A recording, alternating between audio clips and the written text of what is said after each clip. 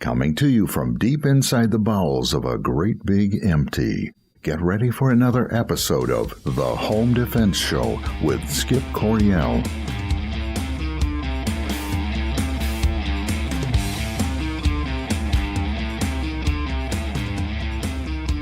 Hello, American families. Welcome to this week's episode of The Home Defense Show. I'm your host, Skip Coryell.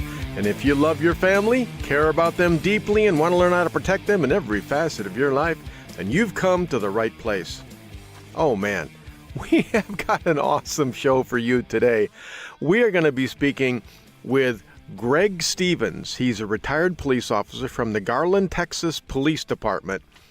Man, this guy, you may recognize his name. Back in 2015, he had a shootout with two ISIS terrorists in Garland, Texas. He took them on. They had rifles, he had a Glock. And you will hear the story directly from him as soon as we come back in segment 2. Boy, it's going to be good. You're going to love this. I'm departing a little bit from the format of the show. We're not going to do the news today.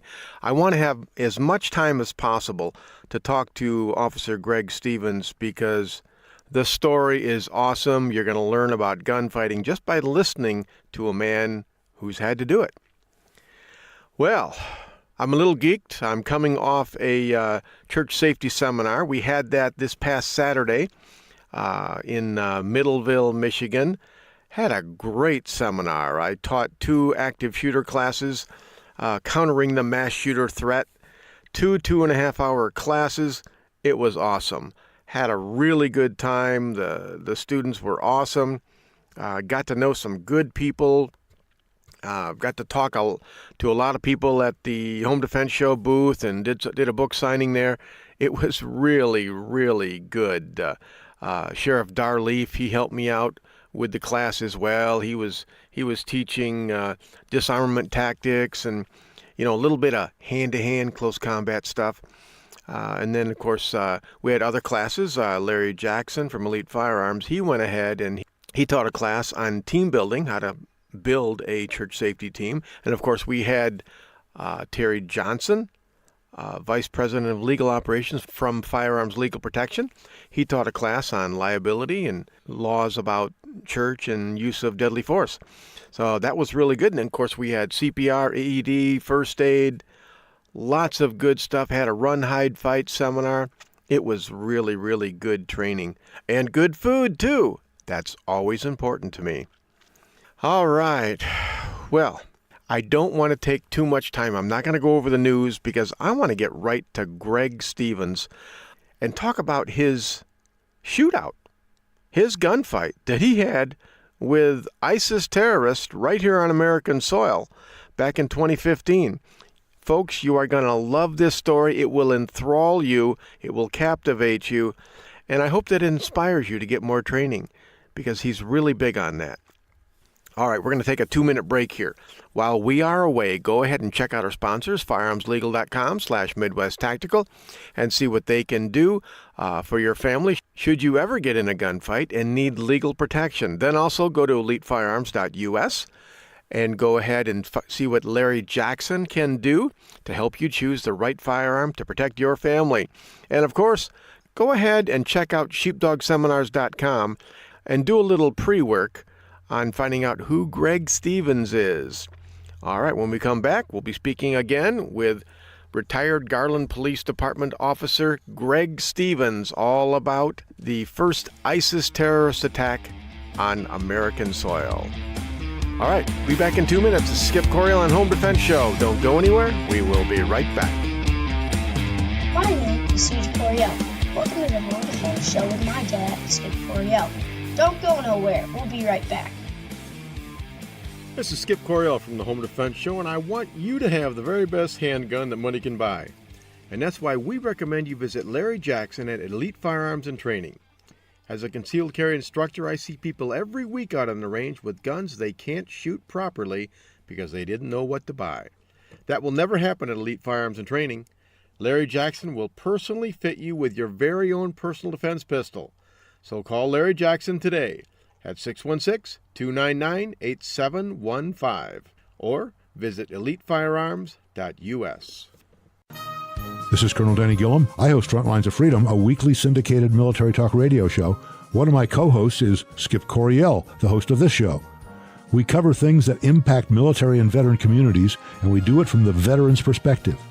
The show is broadcast across the nation and is also available as a podcast on our website, frontlinesoffreedom.com. Please join Skip and me weekly on Frontlines of Freedom.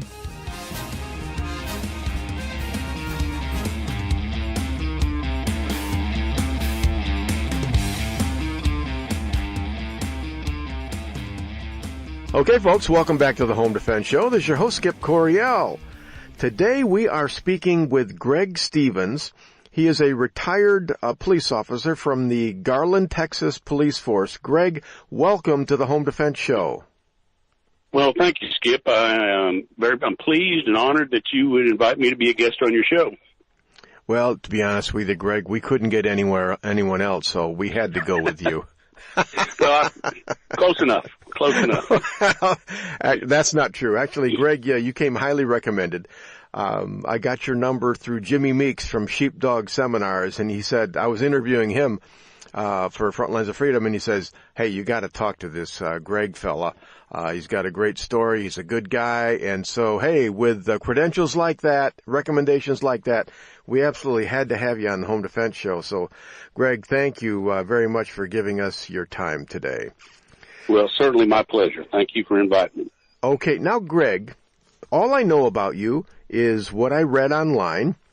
And when I read something online about somebody, I don't know if it's true or not. Because, you know, the Internet is a great tool, but you never know if what you're reading is actually true. So, and the listeners don't know a lot about you yet.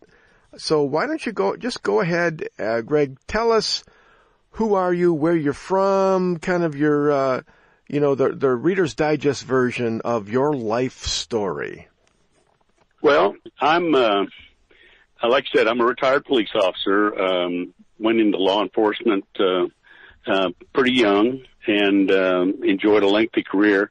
I was actually, to go way back to the very beginning, I was actually born in Canada to Canadian parents and lived in Montreal till I was I wasn't born in Montreal, but we lived there. That's the first memory I have of being in Canada. And I think it just before my 7th birthday, we moved to Austin, Texas. So quite a cultural change there from Montreal, Canada to Austin, Texas. And I've been in Texas, the rest of my life, so far. And I'm a U.S. citizen, naturalized U.S. citizen, which is kind of an interesting thing. I earned mine. I wasn't just born here. So, it has great importance and meaning to me, to say the least. I'm very proud of being, from Texas. Texas is a great state. Not that the others aren't, but, we're pretty proud of what we do down here in Texas. Sure. But anyway, I grew up down in the Austin area, went to college in a medium-sized university near Austin, and about, in 1977, I decided it was time for me to embark on a career in law enforcement. I had been kind of planning that while I was in school, and ended up being hired by the Garland Texas Police Department. Now, Garland is a suburb of the Dallas-Fort Worth area, but it's a large suburb. I think we're about the 12th or 13th largest city in the state of Texas as we speak. So, approaching 300,000 people, probably 270,000, give or take, and a medium-sized, a police department of over 300 officers, 340 or so officers. So and we border Dallas and many other cities in the metro area. So it's kind of like you never can tell when you're in one city or another. It's just a big giant city. Yeah. So Garland was interesting as a place to work. We had a lot of diversity, and we had everything that any other big city has, and with less resources, of course, for our law enforcement folks. And so I had a pretty interesting career, but I've been there. I just retired August this past year. I ended up retiring when I had 40 years, 3 months, and 8 days. Wow. But who's counting, you know? And I spent my whole career in a uniform frontline position, most of it in the traffic division.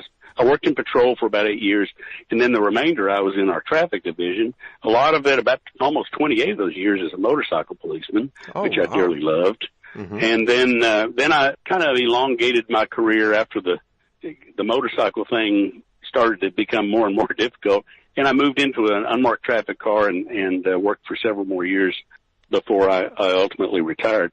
But I love policing.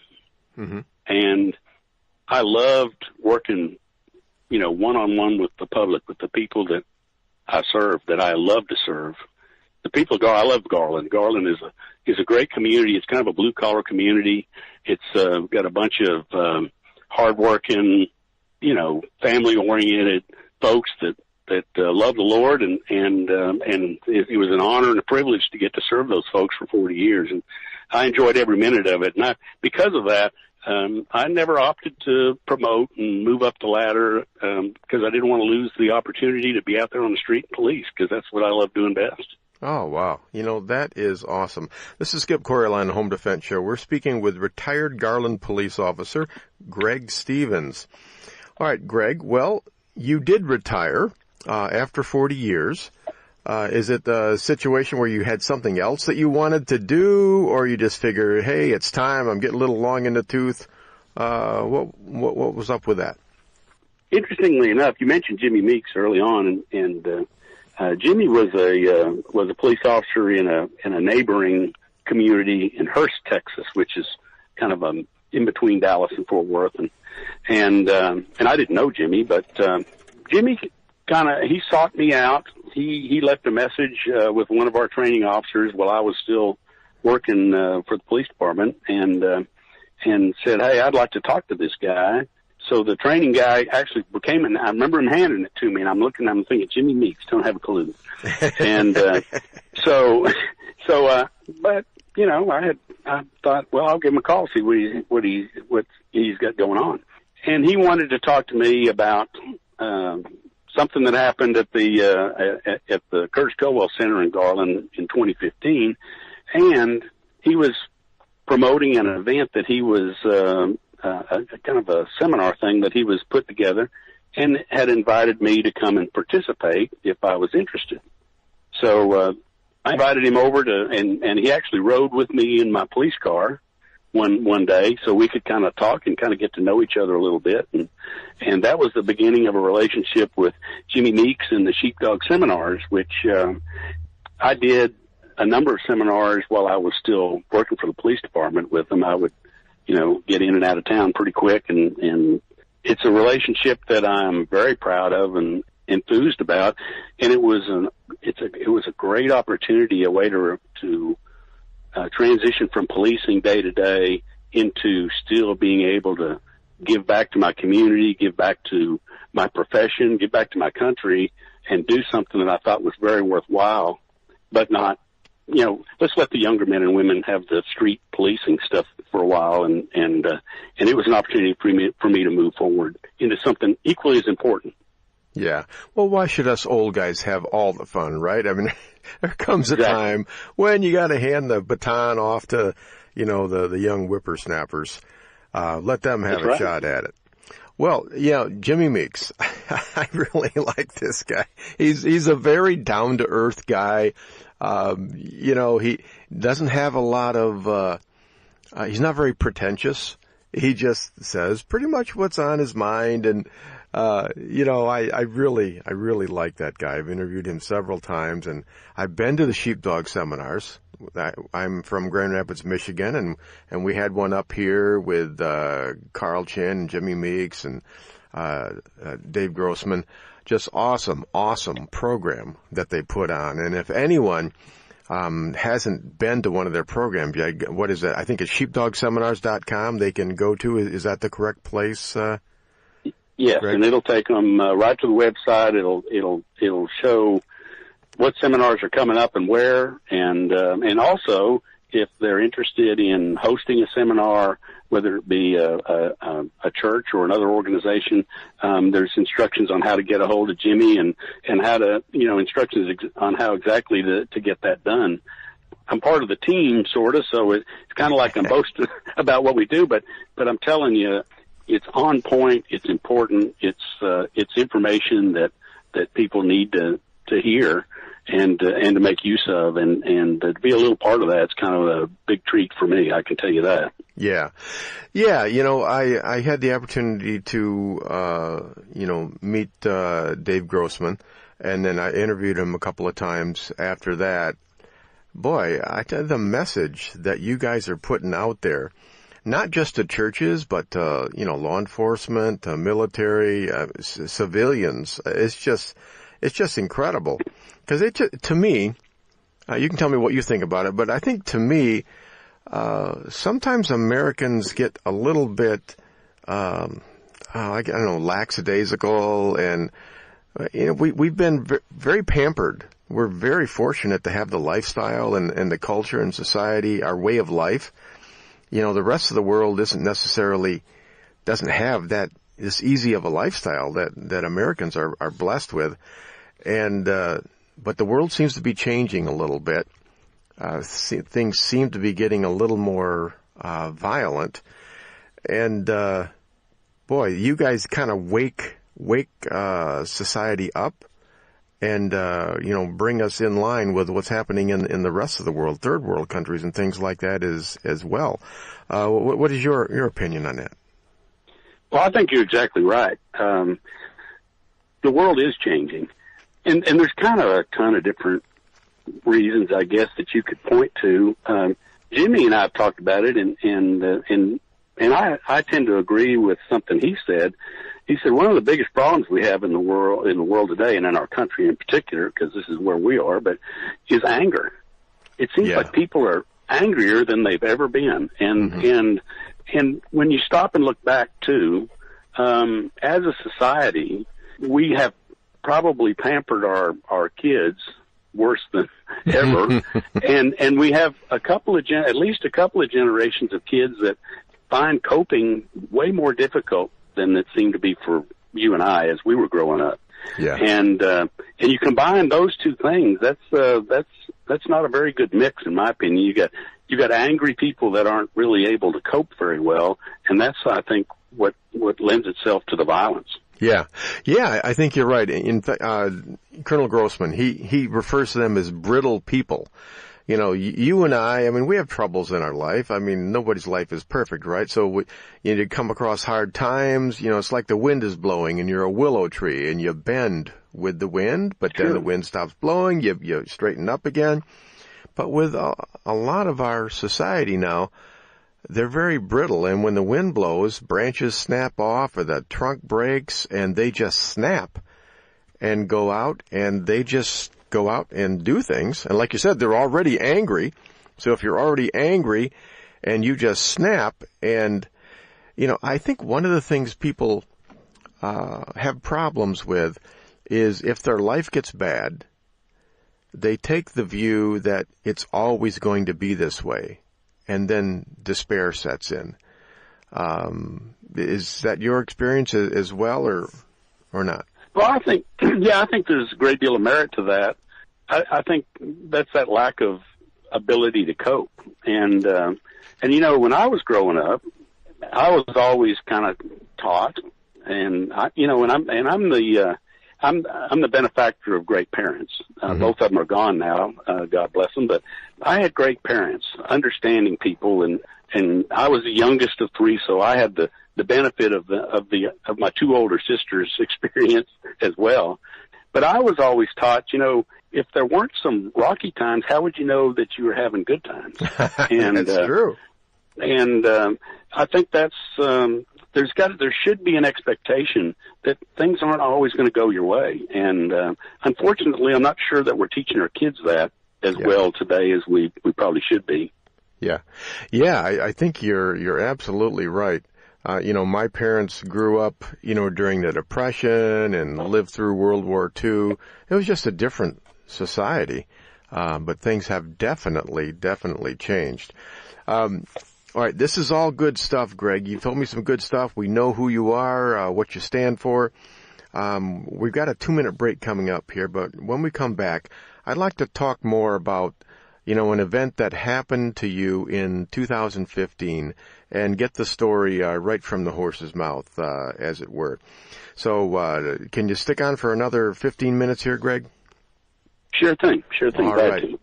Okay, all right, folks, we've got a 2-minute break. While we are away, go ahead and check out our sponsors, firearmslegal.com/Midwest Tactical, and then check out elitefirearms.us. And during your extra time, go ahead and check out sheepdogseminars.com. All right, folks, this is Skip Coryell on the Home Defense Show. Don't go anywhere. We will be right back.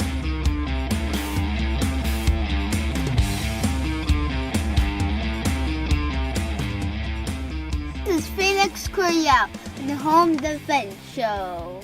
Always use guns safely and wisely. Stay tuned. We'll be right back. Hey, folks, I want to tell you about my book, Civilian Combat, the Concealed Carry Book. More and more people across the country are seeing the dangers in society and are deciding to carry concealed to protect themselves and their families. My new book lays it out step by step. It'll teach you how to protect and defend the ones you love. Get the benefit of 17 years of teaching experience and a lifetime of training for this important role in society and in your family. You can get Civilian Combat real easy. Just go to Amazon.com, search on Skip Coryell Civilian Combat, and it'll pop right up there. Don't put it off any longer. Get Civilian Combat, the Concealed Carry Book by yours truly, Skip Coryell. Wouldn't it be wonderful if life was like the movies and the good guys always won? In today's world, if you're forced to use your firearm to protect yourself, you will need protection. Firearms Legal Protection is here for you. FLP provides you with seasoned, experienced attorneys that handle your criminal and civil matters as a result of you protecting yourself. FirearmsLegal.com provides its members with uncapped attorney's fees, bail bond protection, and coverage in all 50 states. We are not a reimbursement plan. You can access uncapped attorney's fees for as low as $10 a month. Firearms Legal members are provided with educational services, training videos, and access to our vast national attorney network. While you're protecting yourself, let Firearms Legal protect you. Listen up, folks. This is important. There are plenty of legal protection services out there, but none will protect you as well as Firearms Legal Protection. This is the one I use and the only one I recommend. Visit firearmslegal.com/Midwest Tactical and protect your family now. Okay, folks, welcome back to the Home Defense Show. This is your host, Skip Coryell. We are speaking with Greg Stevens, retired Garland Police Department officer, and now affiliated with Sheepdog Seminars, our friends Jimmy Meeks and Colonel Dave Grossman and Carl Chin.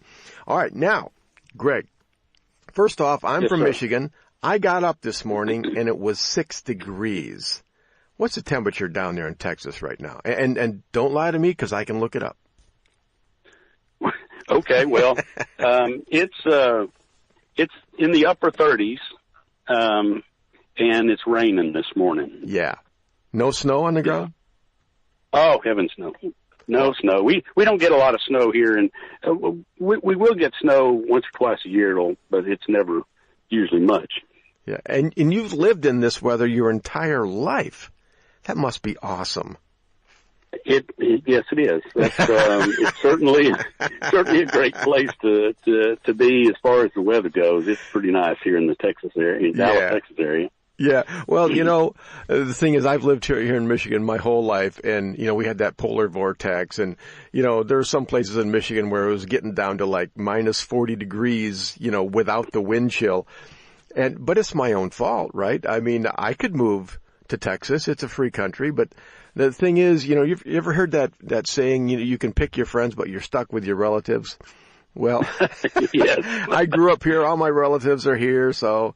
I stay here just so I can be close to my family. But all right. Well, interestingly enough, let me add to that. Remember, I was actually born in Canada, lived in Montreal. That's right. Yes. So So I know what I can remember when I was just a kid. We'd get all bundled up, go outside and play all day, and it might be well below zero, and we never thought anything of it. It was just normal lifestyle. Yeah, I remember being a kid, going out sledding, making snowmen, snowball fights, all that stuff. It's like, I felt like I was out there all day and I never got cold. Now, I go out there for 15 minutes and it's like I'm crying like a baby. I'm going to die. I'm telling you, it's age probably plays a role in all that. I think you're right. My bones get cold in November and they don't warm up again till April. I'm with you. All right. Okay, Greg. Now, you had an event, significant event in your life that happened in 2015. I believe you were, working some off-duty security type stuff that cops, do quite often. I just want you to tell it in your own words. When did it happen? What was it like? What exactly did happen to you, Greg? Well, first of all, Skip, you're right. Policemen notoriously work a lot of extra stuff. We all want to provide what we can for our families and so on. So, and it's an opportunity that in the police occupation that you can make some good extra money. And so, in May of 2015, or actually right at the end of April, I'm walking through the squad room at the police department, and there was one slot open on this special event that was going on at a building owned by the school district called the Curtis Colwell Center. It's a big convention center and basketball arena. It's a big place. And it was a Sunday afternoon. It was for May 3rd, 2015 on Sunday afternoon. So I thought, you know what? I'm not doing anything. I'm going to sign up for that 5 hours of easy overtime. Mm-hmm. That's what I thought I was. That's what I thought I was getting. This is a milk run, right? Yeah. This is. So anyway, one thing led to another, and I was. I had to go to some briefings about this event and so on, and it was called the Draw the Profit Art Contest. Well, in my little world, I was wrapped up, and I wasn't paying any attention to what that was. Didn't have any idea even what it was until I went to my first briefing, and I realized this was an event put on by a promoter out of New York named Pamela Geller in response to another event that had happened at our Curtis Colwell Center involving an organization called Sound Vision, and then also in response to some things that have been happening worldwide, where the Charlie Hebdo attack occurred and the cartoonist was killed, and everybody's watched it on TV, saw these terrorists in black going around just executing people. In the Netherlands, just after that, they thwarted another attack on some cartoonists, and it was all about these guys drawing satirical cartoons depicting the Prophet Muhammad in the Muslim faith. Yeah. So obviously that's a huge no-no within the Muslim faith. It's just anywhere from just a horrible idea to forbidden, mm-hmm. and somewhere in between there. So this event that had happened in February of 2015 by this organization called Sound Vision, which is a Muslim-based organization, it involved a couple of guest speakers, one the founder of the organization and the other an imam from New York, that had some rather radical rhetoric on the internet about democracy.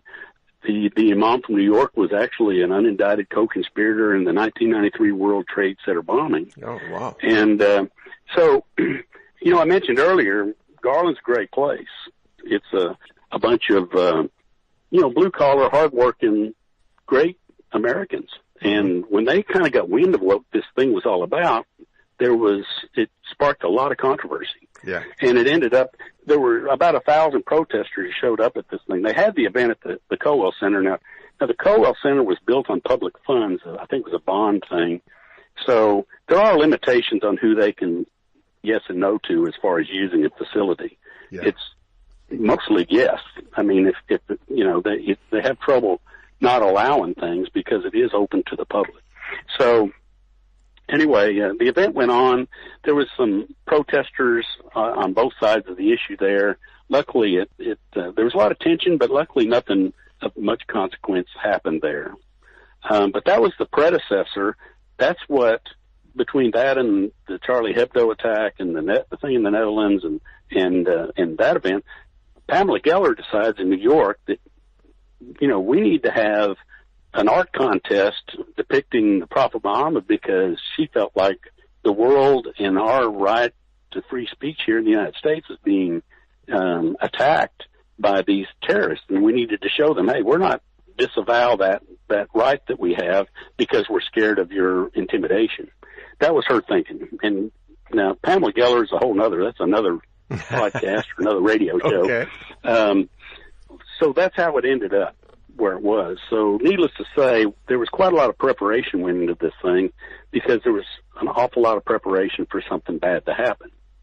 With all that background, move forward now to May 3rd, 2015. The Draw the Prophet art contest was, went on, and I was assigned to an entrance on the west side of the complex, and I had a real simple job. There was going to be Pamela Geller and her security team come through my entrance and go around to the back of the building where they would be brought into the building. There was a guest speaker for the event, a politician from the Netherlands named Geert Wilders, and Mr. Wilders is a politician over there. He's like a senator or something.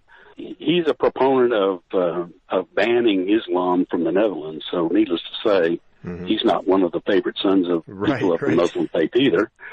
And he was going to arrive, and he had a security team with him as well. And then there was a caterer that was supposed to come in, and that was all that was going to come through my entrance, and all it was go. Everybody else was to be directed elsewhere. There was nobody allowed to park or anything over where I was. So I was kind of over there by myself. And interestingly enough, I was the only part of the venue that only had one officer assigned. Oh, and I had a security guard from the school district that was there with me, and he wasn't armed. He was wearing a uniform, looked kind of like a police uniform, but he wasn't armed. But he was assigned there to help me with whatever I might need as far as keeping the entrance closed and so on. So I arrived about 1:30 in the afternoon to take up my post. And now this event didn't start till like 5, but we did, we swept the building. We had our bomb tech guys make sure there wasn't anything in there. We secured everything to make sure that when people started coming and going, that we knew that everything was at status quo. And so I was there about 1:30 and stood on my post, kept my area blocked, and invited the dignitaries in, and Mr. Wilders came and went, and as did the caterer. Pamela Geller was still there. But anyway, about 10 minutes until 7, a black car pulls up in my driveway, and he pulls up past me. Now, the driveway is about 40 feet wide. He pulls up past me, parallel to the road and partially into the driveway, if you can kind of picture that. And I can see the back of the car. I can see the passenger side and the back of the car quite clearly. They pulled up kind of abruptly, and it seemed kind of odd to me. And it was one of those things where, those little spidey senses that you got. Those when the hair on the back of your neck kind of stands up, and you're looking at that, and you're going, something isn't right here. Yep. You don't know what it is necessarily, but you know something isn't right. And that's what happened to me. And I'm looking at that. Now, here's an interesting contrast. The security guard, he told me later, he actually testified to this, but he told me later that when he saw the car drive up there, he started to walk toward the car because he assumed that was somebody going to ask about parking or directions or any of those kind of things. He wasn't on alert. It didn't seem to strike him that he needed to be on alert. And he was behind me and to my left, and I never saw him come into my field of view. So he said he's approaching the car. I'm watching the car, and very shortly after it stops, I see both doors. It was a 2-door car. Both the driver and passenger door open, and they did that simultaneously. And because I can see the passenger side, I'm watching that more closely, and I see a male subject stepping out of the vehicle, his foot come out, and the next thing I see is the barrel of a rifle coming up in my direction. Now, let's go back to the security guard. Now, obviously, that's a threat. You know, I mean, that should be kind of 101, you know, threat 101. You need to, you know, that would be a threat, right? Security guard told me later, he said that when he saw that guy getting out of that car with that rifle, or what looked like rifle, he thought to himself, that's the dumbest prank ever. Because that Garland policeman's going to kill that guy, which is absolutely correct. He and I were finally on the same page. Yeah. But his perception still, I think he, you know, I can't speak for him, but I think sometimes we don't want it to be what it is. Yeah. You know? And maybe that's the reason he had that perception. But interestingly enough, that was his perception. I guess he assumed it was an airsoft gun or something like that. Well, me, now, at this time, I've been a policeman for just short of 38 years. So I've been in some difficult situations and so on. But I knew that as soon as I saw the barrel of that rifle start up, I knew that it was on. Yeah. And I was asked one time in a court proceeding at this point, and I described the rifle coming up. The attorney asked me, he said, well, Officer Stevens, what happened next? And this is probably the most important thing that I tell people, especially in our seminars and so on. They said, well, so Officer Stevens, what happened next? And I said, well, my training kicked in. Mm-hmm. And it wasn't about me formulating a plan. It wasn't about me deciding, what do I need to do now? I just did what I was trained to do and had been training to do for those 38 years or near 38 years. The next thing I did, I drew my weapon and engaged. I was carrying a Glock 21 45 caliber, which Glock doesn't pay me a dime to say that. It's a great gun. And I'm a pretty proficient shooter. I'm not some kind of super showman marksman or something, but you know, I practice and I'm a diligent about training at the range, and so I'm a decent shooter, good shooter. Anyway, I immediately engaged the passenger with my Glock, and the only real conscious thought that I had about that at that moment was that I needed to become the aggressor in this battle. I had nowhere to go. I had no cover. I had nowhere to retreat. I'm standing in the middle of a driveway, and there's just not much anything around me. And so my conscious thought was, if I don't become the aggressor in this battle, I don't really have any chance to survive it. If I become the aggressor, I don't have a very good chance, but that's better than no chance, right? Yeah, right. So I engaged him, fired several rounds on him, and he went down and kind of dropped his rifle within proximity, but he went down. And as soon as he did, and I felt like I had a second, but I could, then I looked to my left to acquire the driver who was coming around the back of the car, had his rifle up, and I believe he was shooting at the security guard, who has now decided there is a problem, and he's headed south as fast as he can go, because he has nothing. He's in the same, there is really no cover in the area or anything so he's just hoping to get as far away as he can. So I engaged the driver, fired several rounds on him, and he goes down. I was kind of similarly. He went down, dropped his rifle. It's within proximity, but I then redirected my attention to the passenger. Now the passenger's laying on the ground, and he's got his hands up near his upper chest, just below his throat, and he's moving his hands around. And I'm getting concerned because we've talked about in briefings, you know, the possibility of IEDs, whether it be body-borne or vehicle-borne. So he was still a threat as far as I was concerned, because I didn't know whether he was trying to pull a pin or push a button or what he was trying to do. Mm-hmm. And so I re-engaged him, fired several more rounds on him. He wasn't moving around near as much, which was a good thing. And then I redirected my attention back to the driver. Hadn't really done much, pushed himself up and slumped down, fired a couple more rounds on him, just in the, I guess, due to thoroughness. I don't know what you would call it, but fired a couple more rounds on him. My slide locked back. I immediately reloaded and turned back. The driver seemed to be out of the fight for sure. Turned back to the passenger who was still moving around and was starting to approach him closer, and help had arrived, and they're hollering at me, trying to get my attention. Well, I was kind of in a whole other zone at that point. Yeah. And I talk about this at the seminar. It's kind of like when I'm watching a Cowboy game on Sunday, and my wife's talking to me from the kitchen. I know something's going on back there, but I'm really not paying much attention, right? Yep. So, but anyway, they got my attention, brought me to a point of cover, and that was that. And that was pretty interesting, probably 10 seconds of my life. Wow, 10 seconds. So probably, you got 12-round magazine, is that what you had? 13. I had 14 rounds.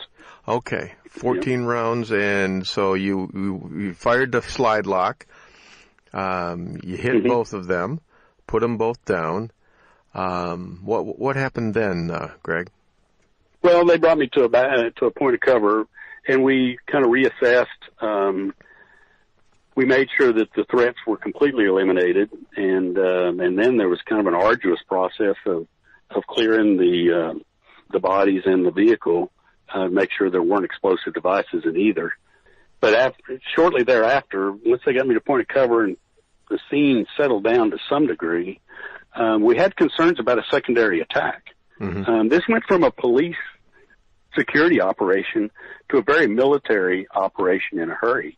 And because of the time of day, and because of what had happened, and because of the type of location we were in, we had concerns that there may be a secondary attack coming. So I was not really assigned, but I took up a perimeter position along with many of our other officers, and then, of course, we were calling people in to come and help. But we set up a secondary perimeter, and I probably sat on that perimeter position for nearly 2 hours before somebody realized that I hadn't been relieved of duty, or which is typical. Anytime you get involved in some kind of a critical incident in police work, you're usually taken out of the theater immediately.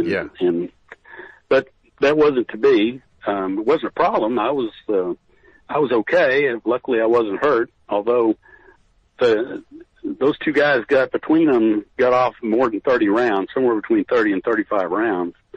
The security guard took one in the calf, but it may have even been a ricochet, but luckily it was a very non-lethal wound, and he was quickly treated and released from the hospital. But, by the grace of God, none of them found me. Yeah. Greg, what were you thinking, and what were you feeling in the aftermath? Well, first of all, it was an interesting experience. I had read Dave Grossman's book on combat years ago, quite a few years ago, and be honest with you, it had, some of that just really hadn't stayed with me. I experienced auditory exclusion, which was kind of an interesting phenomenon in of itself, and some other things. It's kind of funny when I started working with sheepdogs, and I started spending some time with Colonel Grossman, I decided to reread that book. And it was kind of an astonishing thing to me because, and I told him this, I said, the guy had never met me or didn't know me from Adam, and he wrote this book a long time ago. How in the world did that guy write a book about me before even knowing me?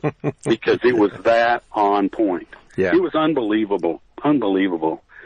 So, for anybody, and you guys out there in law enforcement especially, and military as well, on combat, on killing, if you haven't read those, you should really, find your copy, get your copy, email Colonel Grossman, he'll probably send you one if you ask him. Yeah. But it's great reading and informative, and it answers a lot of questions for you. I can tell you that. Well, Greg, when it comes to combat, you told me, you never been in the military before. I was in the Marines, but, quite frankly, combat is combat. Whether it's somebody mugging you or whether it's some guy shooting at you from across a rice paddy, right. You could die at any moment. So the feelings, I think, are the same or very similar, and I think that's why you had that connection with Colonel Grossman, because you'd both been in combat, just a little different kind of combat, but combat is combat. Well, interestingly enough, too, we've got these brave young men and women overseas in the Middle East, other places in the world that are protecting us as a nation here in the United States, protecting our families, protecting us as individuals. And the world, like you said earlier, is changing. You know, years ago, that never came to the United States. It never came to our soil. Yeah. But all of a sudden, it is here. And technology has made it available to be here and so on. And interestingly enough, those two guys that got out of that car to mount the attack on this Draw the Prophet art contest were ISIS sympathizers and had contact with guys in Syria. And I mean, these were honest to goodness ISIS folks. Yeah. Although they were from Phoenix, they were affiliated with ISIS, and that was the first known ISIS attack on U.S. soil. Mm-hmm. So it's here. It had arrived. I mean, we'd had other terror attacks, but ISIS had never been here, and ISIS has probably been one of the most brutal terrorist groups worldwide known to man. And so now it was our job in law enforcement, it is our job in law enforcement, to be the first line of defense here at home. We're like another, and Colonel Grossman will tell you this too, we're kind of like another branch of the military at this point. Yeah. We're defending our homeland. You know, it's an opportunity to do for those brave young men and women that are overseas.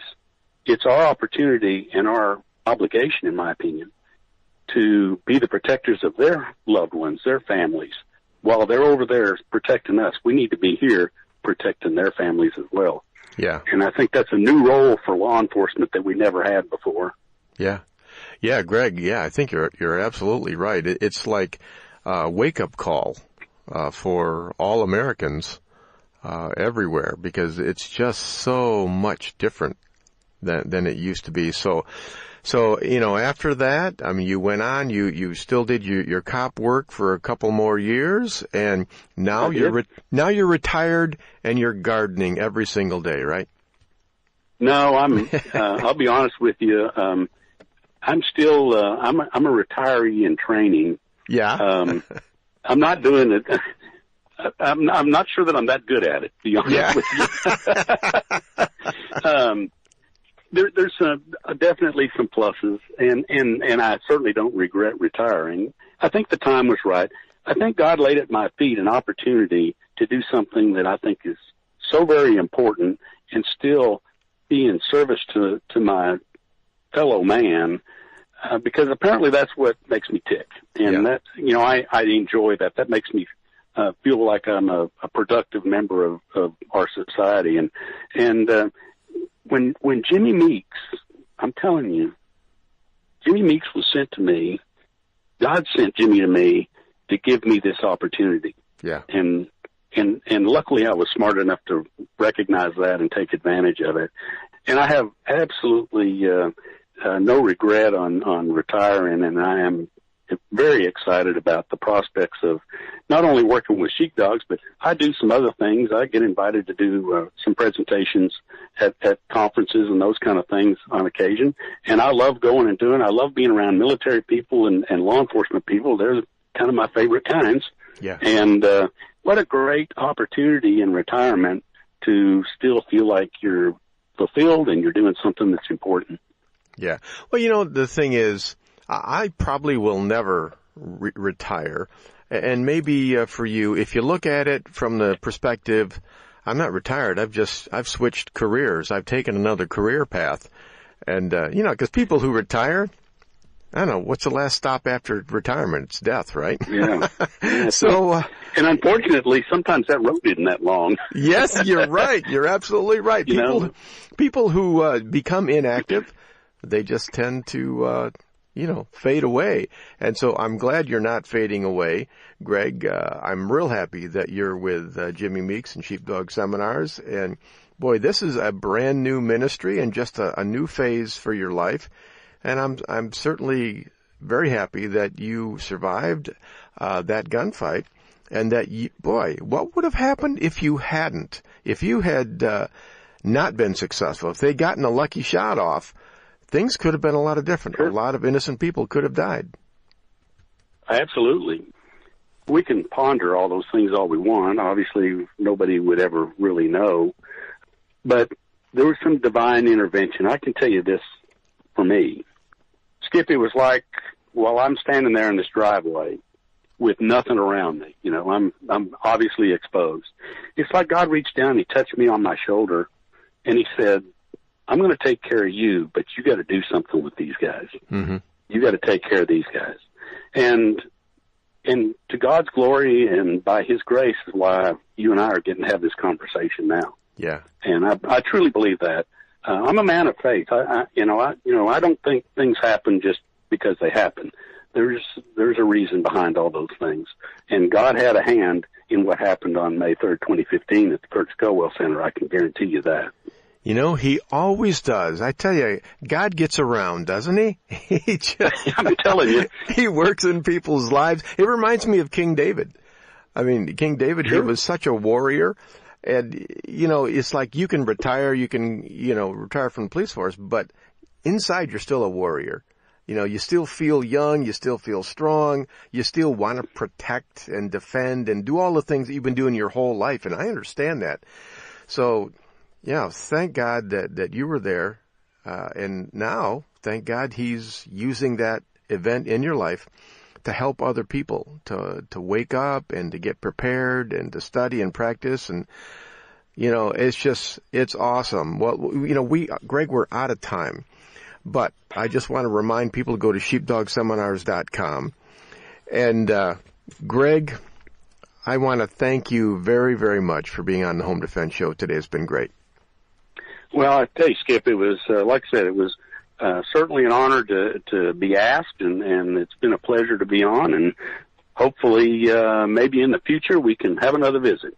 Hey, I think it will happen because, you know what, you can pick your friends, but you're stuck with your relatives. Well, hey, you're That's stuck right. with me. We're both brothers in Christ, so we're family. Okay. That's a good family, though. Yeah, That's it sure is. It sure is. It's a good family.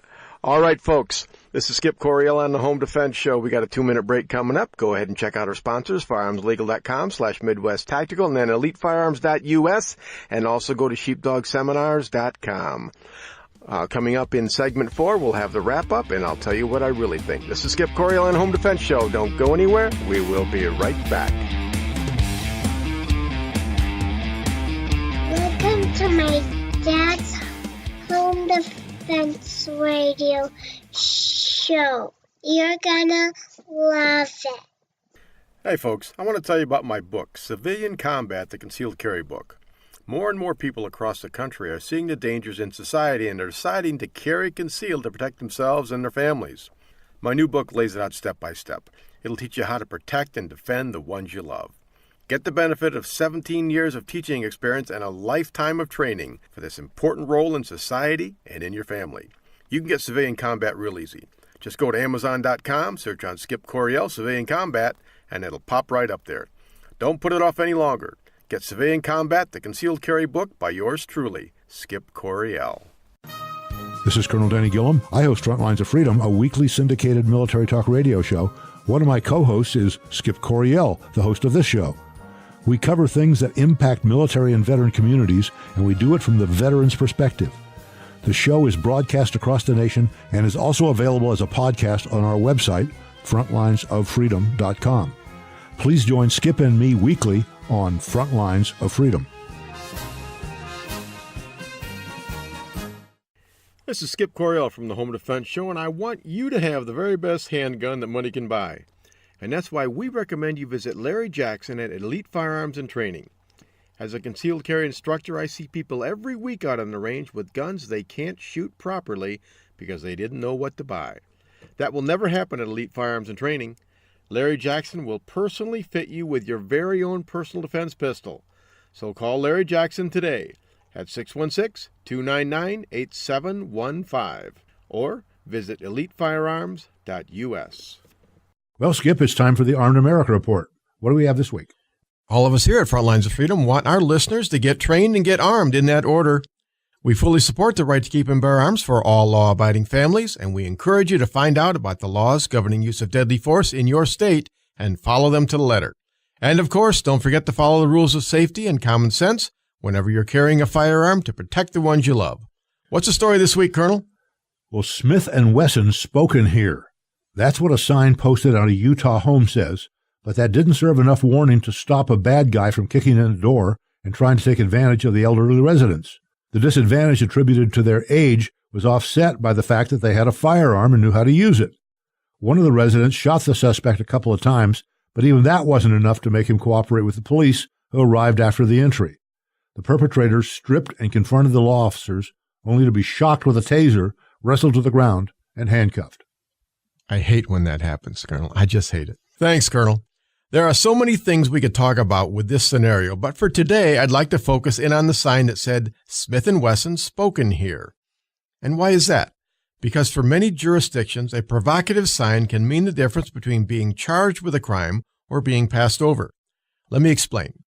The United States is one nation, but we are a divided nation, especially when it comes to guns and gun laws. The rural part of our country tends to be very pro-gun because we view guns as tools.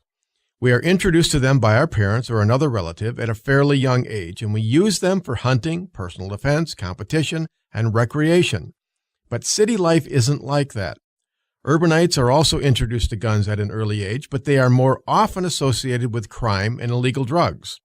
Some urban people think like this: guns equal crime, therefore gun owners equal criminals. That's very black and white thinking, but it makes sense based on their limited experience. That is, they've witnessed muggings, drive-by shootings, and gang wars. So in this Utah home invasion, the county prosecutor will view this as a largely legal shooting. However, if this scenario were to occur in a place like Los Angeles or New York City, then the presence of a hostile, provocative sign might be misconstrued by the county prosecutor. They might determine that you wanted to shoot the home invader, and that casts you in a bad light.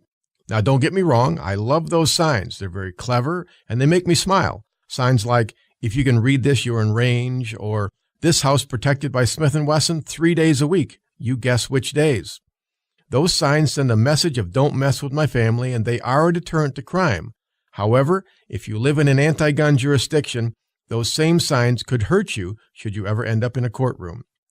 If you live in an anti-gun jurisdiction, go with a less hostile sign like NRA Life member or United States Concealed Carry Association member. These signs convey the same message that you are armed and will defend yourself, but minus the hostile threats and stigma. That said, these armed and elderly residents did what they needed to do to survive and prevail. Now they can hang up a new sign that says, "Old folks, fight back." I love it, particularly as an old folk.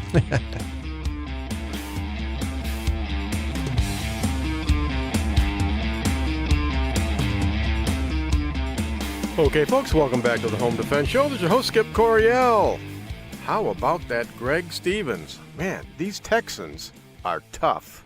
No two ways about it. You know, we've had a lot of Texans on lately, haven't we? We had Doug Giles last week, and this week we got Greg Stevens. Man, apparently God did bless Texas.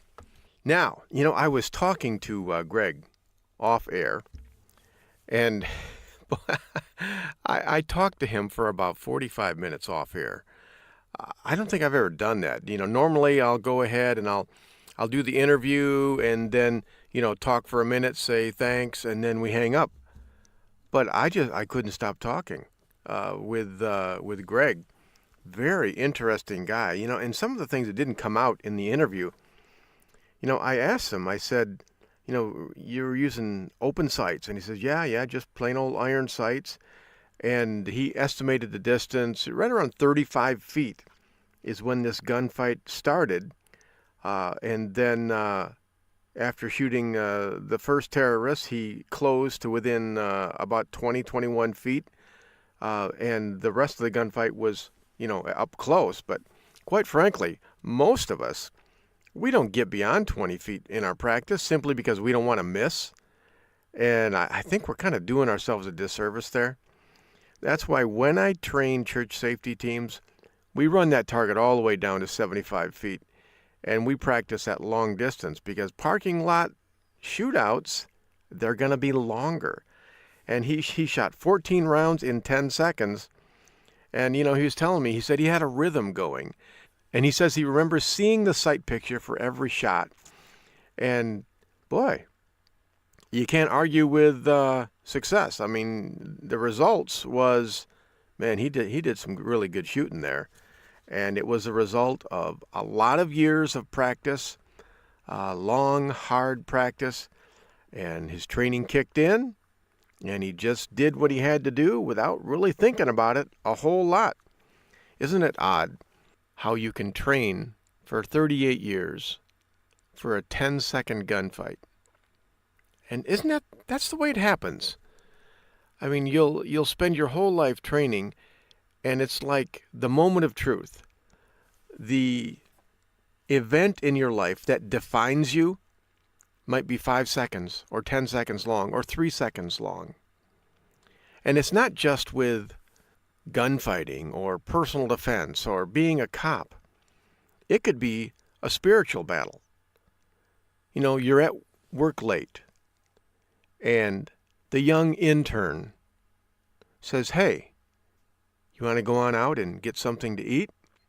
And you're married. That is the 3 seconds of your life that define you, that tell you and the world exactly who you are and what you stand for. So it's not just in personal defense, it's in all aspects of your life. Who are you? What do you stand for? What are you going to do when the crap hits the fan? And hey, Greg Stevens, he knows because it happened to him. So remember that when you're going, through your day-to-day life.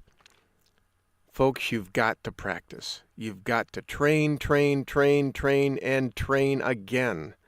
Because if you don't, that moment of truth comes and you got nothing. You got nothing but bile in your throat and queasiness in your stomach and adrenaline in your bloodstream and nothing up into your head. So train. Keep training, always. All right, check out sheepdogseminars.com. You've got to go to one of these. They are absolutely fantastic. sheepdogseminars.com.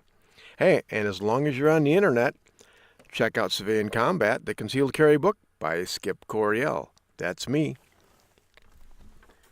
Next week on the show, I've got like 3 prospects lined up. I'm not sure which one we're going to have, so I'm going to keep mum about this, but it's going to be good, and you're going to like it.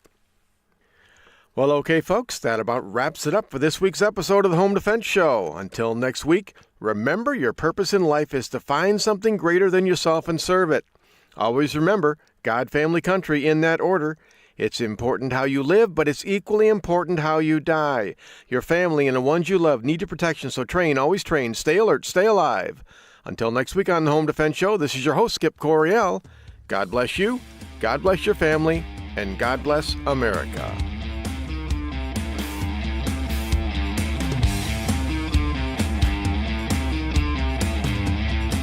Thank you for joining us this week on the Home Defense Show. Now, get out there and protect the ones you love. We'll see you next week with more of the best in home defense. Bye-bye, boys! Have fun storming the castle!